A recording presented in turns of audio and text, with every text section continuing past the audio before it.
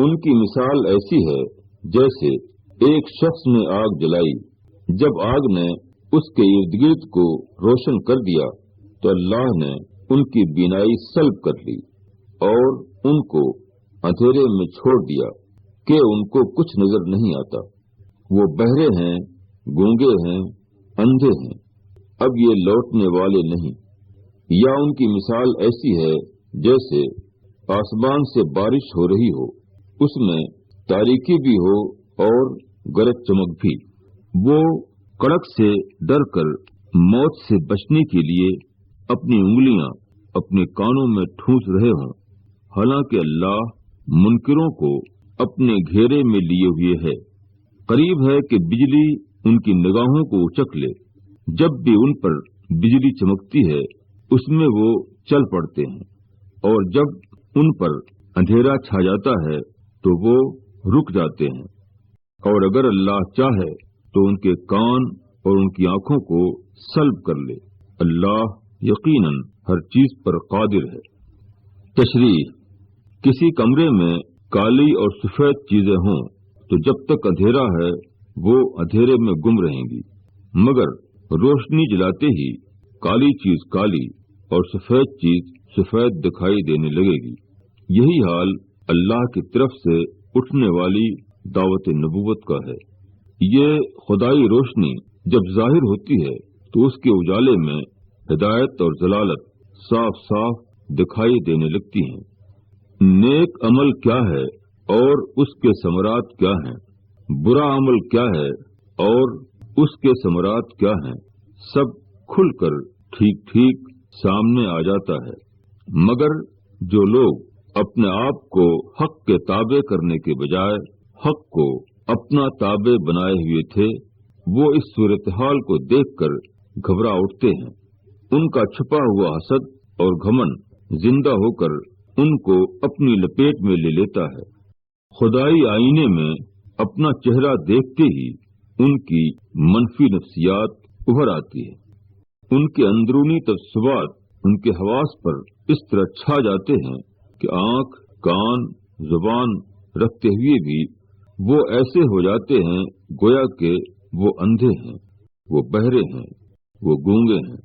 اب وہ نہ تو کسی پکارنے والے کی پکار کو سن سکتے ہیں، نہ اس کی پکار کا جواب دے سکتے ہیں، نہ کسی قسم کی نشانی سے رہنمائی حاصل کر سکتے ہیں۔ ان کے لیے صحیح رویہ یہ تھا کہ وہ پکارنے والے کی پکار پر غور کرتے، مگر اس کے بجائے انہوں نے اس سے بچنے کا سادہ سا علاج یہ دریافت کیا ہے کہ اس کی بات کو سرے سے سنا ہی نہ جائے، اس کو کوئی اہمیت ہی نہ دی جائے۔ اسی طرح ایک اور نفسیات ہے جو حق کو قبول کرنے میں رکاوٹ بنتی ہے، یہ ڈر کی نفسیات ہے۔ بارش اللہ تعالیٰ کی ایک بہت بڑی نعمت ہے، مگر بارش جب آتی ہے تو اپنے ساتھ کڑک اور گرج بھی لے آتی ہے، جس سے کمزور لوگ ہیبت کھا جاتے ہیں۔ اسی طرح جب اللہ کی طرف سے حق کی دعوت اٹھتی ہے تو ایک طرف اگر وہ انسانوں کے لیے عظیم کامرانیوں کا امکان کھولتی ہے تو دوسری طرف اس میں کچھ وقتی اندیشے بھی دکھائی دیتے ہیں۔ اس کو مان لینے کی صورت میں اپنی بڑائی کا خاتمہ، زندگی کے بنے بنائے نقشے کو بدلنے کی ضرورت، رواجی ڈھانچے سے ٹکراؤ کے مسائل، آخرت کے بارے میں خوشحالیوں کے بجائے حقائق پر بھروسہ کرنا، اس قسم کے اندیشوں کو دیکھ کر وہ کبھی رک جاتے ہیں اور کبھی تذبذب کے ساتھ چند قدم آگے بڑھتے ہیں، مگر یہ احتیاطیں ان کے کچھ بھی کام آنے والی نہیں، کیونکہ خدائی پکار کے لیے اپنے کو کھلے دل سے پیش نہ کر کے وہ زیادہ شدید طور پر اپنے کو خدا کی نظر میں قابل سزا بنا رہے ہیں۔ اے لوگو، اپنے رب کی عبادت کرو جس نے تم کو پیدا کیا اور ان لوگوں کو بھی جو تم سے پہلے گزر چکے ہیں، تاکہ تم دوزخ سے بچ جاؤ۔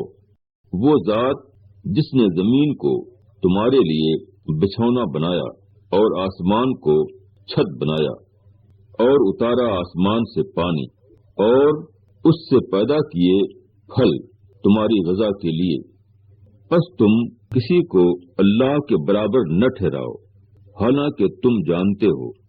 اگر تم اس کلام کے متعلق شک میں ہو جو ہم نے اپنے بندے کے اوپر اتارا ہے، تو لاؤ اس کے مانند ایک سورت اور بلا لو اپنے حمایتیوں کو بھی اللہ کے سوا، اگر تم سچے ہو۔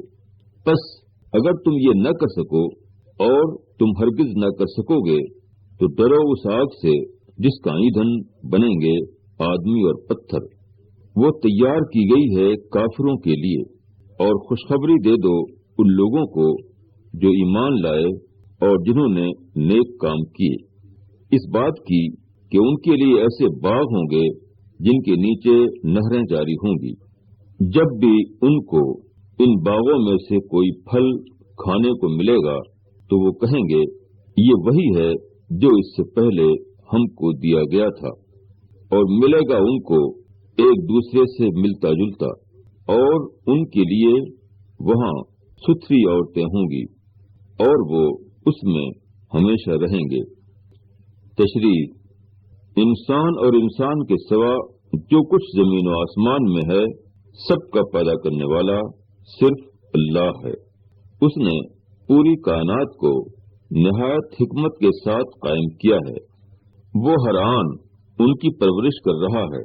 اس لیے انسان کے لیے صحیح رویہ صرف یہ ہے کہ وہ اللہ کو بغیر کسی شرکت کے خالق، مالک اور رازق تسلیم کرے۔ وہ اس کو اپنا سب کچھ بنا لے، مگر خدا چونکہ نظر نہیں آتا، اس لیے اکثر ایسا ہوتا ہے کہ آدمی کسی نظر آنے والی چیز کو اہم سمجھ کر اس کو خدائی کے مقام پر بٹھا لیتا ہے۔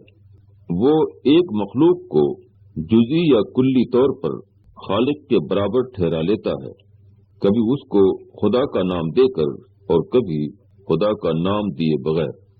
یہی انسان کی اصل گمراہی ہے۔ پیغمبر کی دعوت یہ ہوتی ہے کہ آدمی صرف ایک خدا کو بڑائی کا مقام دے، اس کے علاوہ جس کو اس نے خدائی عظمت کے مقام پر بٹھا رکھا ہے اس کو عظمت کے مقام سے اتار دے۔ جب خالص خدا پرستی کی دعوت اٹھتی ہے تو وہ تمام لوگ اپنے اوپر اس کی زد پڑتی ہوئی محسوس کرنے لگتے ہیں جن کا دل خدا کے سوا کہیں اور اٹکا ہوا ہو، جنہوں نے خدا کے سوا کسی اور کے لیے بھی عظمت کو خاص کر رکھا ہو۔ ایسے لوگوں کو اپنے فرضی معبودوں سے جو شدید تعلق ہو چکا ہوتا ہے اس کی وجہ سے ان کے لیے یہ یقین کرنا مشکل ہوتا ہے کہ وہ بے حقیقت ہیں، اور حقیقت صرف اس پیغام کی ہے جو آدمیوں میں سے ایک آدمی کی زبان سے سنایا جا رہا ہے۔ جو دعوت خدا کی طرف سے اٹھ ہے اس کے اندر لازمی طور پر خدائی شان شامل ہو جاتی ہے۔ اس کا ناقابل تقلید اسلوب اور اس کا غیر مفتوح استدلال اس بات کی کھلی علامت ہوتا ہے کہ وہ خدا کی طرف سے ہے۔ اس کے باوجود جو لوگ انکار کریں ان کو خدا کی دنیا میں جہنم کے سوا اور کہیں پناہ نہیں مل سکتی۔ البتہ جو لوگ خدا کے کلام میں خدا کو پالیں انہوں نے گویا آج کی دنیا میں کل کی دنیا کو دیکھ لیا۔ یہی وہ لوگ ہیں جو آخرت کے باغوں میں داخل کیے جائیں گے۔ اللہ اس سے نہیں شرماتا کہ بیان کرے مثال مچھر کی یا اس سے بھی کسی چھوٹی چیز کی۔ پھر جو ایمان والے ہیں وہ جانتے ہیں کہ وہ حق ہے ان کے رب کی جانب سے، اور جو منکر ہیں وہ کہتے ہیں کہ اس مثال کو بیان کر کے اللہ نے کیا چاہا ہے۔ اللہ اس کے ذریعے بہتوں کو گمراہ کرتا ہے اور بہتوں کو اس سے راہ دکھاتا ہے، اور وہ گمراہ کرتا ہے ان لوگوں کو جو نافرمانی کرنے والے ہیں، جو اللہ کے عہد کو اس کے باندھنے کے بعد توڑتے ہیں، اور وہ اس چیز کو توڑتے ہیں جس کو اللہ نے جوڑنے کا حکم دیا ہے، اور زمین میں بگاڑ پیدا کرتے ہیں۔ یہی لوگ ہیں نقصان اٹھانے والے۔ تم کس طرح اللہ کا انکار کرتے ہو حالانکہ تم بے جان تھے تو اس نے تم کو زندگی عطا کی، پھر وہ تم کو موت دے گا، پھر زندہ کرے گا، پھر اسی کی طرف تم لوٹائے جاؤ گے۔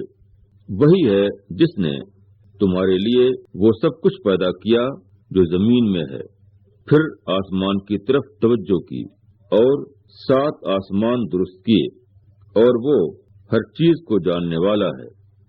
تشریح: کسی بندہ کے اوپر اللہ کا سب سے پہلا حق یہ ہے کہ وہ ابدیت کے اس عہد کو نبھائے جو پیدا کرنے والے اور پیدا کیے جانے والے کے درمیان اول روز سے قائم ہو چکا ہے۔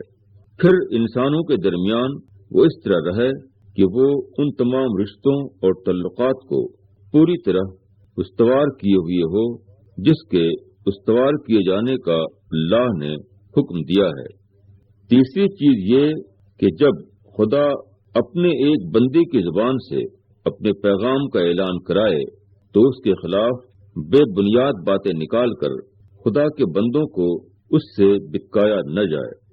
حق کی دعوت دینا دراصل لوگوں کو حالت فطری پر لانے کی کوشش کرنا ہے، اس لیے جو شخص لوگوں کو اس سے روکتا ہے وہ زمین میں فساد ڈالنے کا مجرم بنتا ہے۔ اللہ کا یہ احسان کہ وہ آدمی کو عدم سے وجود میں لے آیا اتنا بڑا احسان ہے کہ آدمی کو ہمتاً اس کے آگے بچ جانا چاہیے۔